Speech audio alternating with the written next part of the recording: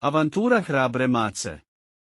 Jednom davno u ugodnom malom susjedstvu, živjela je slatka mala maca po imenu Kiki. Kiki je imala mekano, bijelo krzno i svjetlo zelene oči. Voljele su je sve druge životinje zbog njezine nježne prirode. Ali Kiki je imala tajnu. Bojala se mraka. Svake noći, kad bi sunce spustilo ispod horizonta i zvijezde obasjale nebo, Kiki bi se skupčala u košaru, drhteći od straha. Sakrila bi se ispod deke, zamišljajući svakakve sablasne stvari koje vrebaju iz tame. Jedne noći, dok je mjesec sjao kroz njezin prozor, Kiki je odlučila da joj je dosta. Nije se više htjela bojati. S odlučnošću u srcu, krenula je u avanturu kako bi pobijedila svoj strah. Kiki se odvažila izaći u vrt, gdje su krijesnice plesale, bacajući mekani, topli sjaj na okolinu. Upoznala je mudru staru sovu koja se smjestila na grani. Draga Kiki, rekla je sova, da bi pobijedila svoj strah, prvo moraš imati povjerenja u sebe. Noć nije tako strašna kao što se čini. Baš kao i dan, ima svoju ljepotu.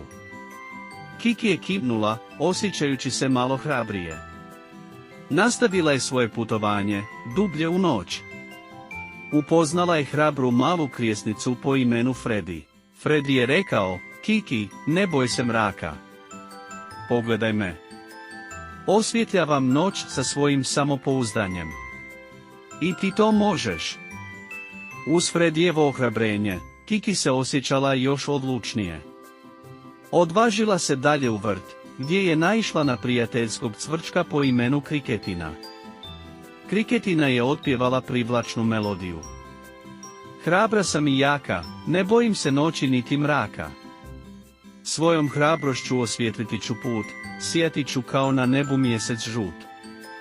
Kiki je slušala pjesmu i osjetila kako joj samopouzdanje raste sa svakom notom. Shvatila je da je jača od straha.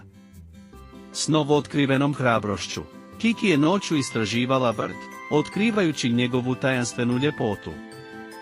Otkrila je da noć nije bila strašna kao što je nekad mislila. Sprijateljila se s noćnim bićima i uživala u miru. Kako su se dani pretvarali u noći, Kikin strah od mraka polako je blijedio. Shvatila je da je noć samo još jedan dio života i mogla se suočiti s tim s povjerenjem i hrabrošću. Od tada se slatka mala maca Kiki više nije bojala mraka. Znala je da sa samopouzdanjem i podrškom svojih prijatelja može prevladati svaki strah koji joj se nađe na putu. I tako je Kikina priča postala priča o inspiraciji za sve male životinje u susjedstvu, učeći ih da s vjerom u sebe i malom pomoći prijatelja mogu pobijediti i svoje strahove. I svi su pjevali Kriketininu pjesmu, jer ih je podsjetila na njihovu unutarnju snagu. Hrabra sam i jaka, ne bojim se noći niti mraka. Svojom hrabrošću osvijetliti ću put, sijati ću kao na nebu mjesec žut. I živjeli su sretno, bez straha od mraka, znajući da će im hrabrost i samopouzdanje uvijek osvijetliti put.